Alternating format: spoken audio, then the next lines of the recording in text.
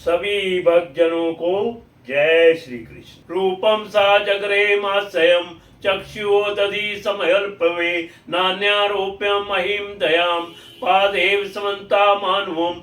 चाक्षुर मनमंतर के अंत में जब सारी त्रिलोकी समुद्र में डूब रही थी, तब उन्होंने मत्स्य के रूप में 10वां अवतार ग्रहण किया और पृथ्वी रूपी नौका पर बैठाकर अगले मनमंतर के अधिपति वेवस्वंतु मनु की रक्षा की। जिस समय देवता और दैत्य समुद्र मंथन कर रहे थे, उस समय 11वां अवतार धारण करके कच्छ रूप से भगवान ने मंदराचल को अपनी पीठ पर धारण किया। 12वीं बार धन्वंतरी के रूप में अमृत लेकर समुद्र से प्रकट हुए और 13वीं बार मोहिनी रूप धारण करके दैत्यों को मोहित करते हुए देवताओं को अमृत पिलाया।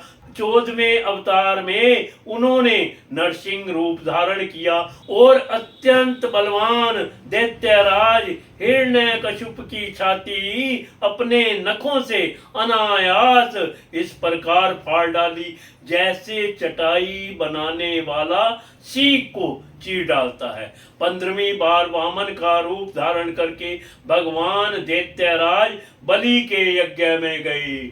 वे चाहते तो थे त्रिलोकी का राज्य, परंतु मांगी उन्होंने केवल 3 पग पृथ्वी। 16वें परशुराम अवतार में जब उन्होंने देखा कि राजा लोग ब्राह्मणों के द्रोही हो गए हैं, तब क्रोधित होकर उन्होंने पृथ्वी को 21 बार क्षत्रियों से शून्य कर दिया। इसके बाद 17वें अवतार में सत्यवती के गर्भ से पराशर जी के द्वारा वे व्यास के रूप में अवतरीण हुए। उस समय लोगों की समझ और धारण शक्ति कम देखकर आपने वेद रूप वृक्ष की कई शाखाएं बना दी। नर देवता मापन सुरकार चिकित्सिया समुद्र निग्रह दिनी चक्रे विषयांत परमा। 18वीं बार देवताओं का कार्य संपन्न करने की इच्छा से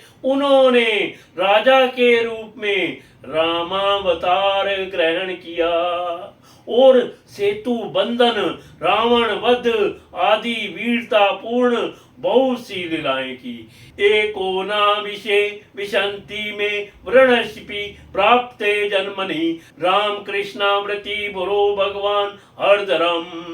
19वें और 20वें अवतारों में उन्होंने यदुवंश में बलराम और श्री कृष्ण के नाम से प्रकट होकर पृथ्वी का भार उतारा। उसके बाद कलयुग आ जाने पर मगध देश बिहार में देवताओं के द्वेषी दैत्यों को मोहित करने के लिए अजन के पुत्र रूप में आपका बुद्धावतार होगा। अथासो युगम संध्याया दस्यु पुरोष्यसु राजसु जनिता विष्णु यशस्सो नामना कल्कि जगतपति।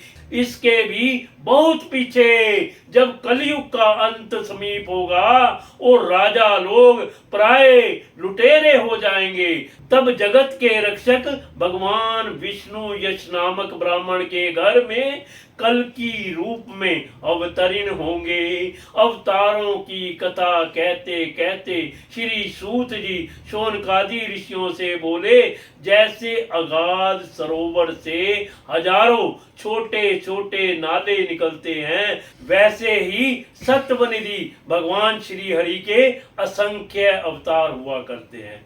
ऋषि मनु, देवता, प्रजापति, मनु पुत्र और जितने भी महान शक्तिशाली हैं, वे सब के सब भगवान के ही अंश हैं। ये सब अवतार तो भगवान के अंशावतार अथवा कलावतार हैं, परंतु भगवान श्री कृष्ण तो स्वयं भगवान अवतारी ही हैं। जब लोग दैत्यों के अत्याचार से व्याकुल हो उठते हैं, तब युग युग में अनेक रूप धारण करके भगवान उनकी रक्षा करते हैं। भगवान के दिव्य जन्मों की यह कथा अत्यंत गोपनीय रहस्यमय है।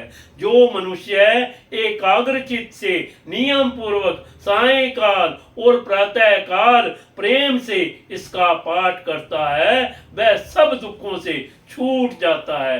प्राकृत स्वरूप रहित चिन्मय भगवान का जो यह स्थूल जगदाधार का रूप है, यह उनकी माया के महत्ववादी गुणों से भगवान में ही कल्पित है। जैसे बादल वायु के आश्रय रहते हैं और भूसरपना धूल में होता है, परंतु अल्प बुद्धि मनुष्य बादलों का आकाश में और भूसरपने का वायु में आरोप करते हैं, वैसे ही अविवेकी पुरुष सबके साक्षी आत्मा में स्थूल दृश्य रूप जगत का आरोप करते हैं।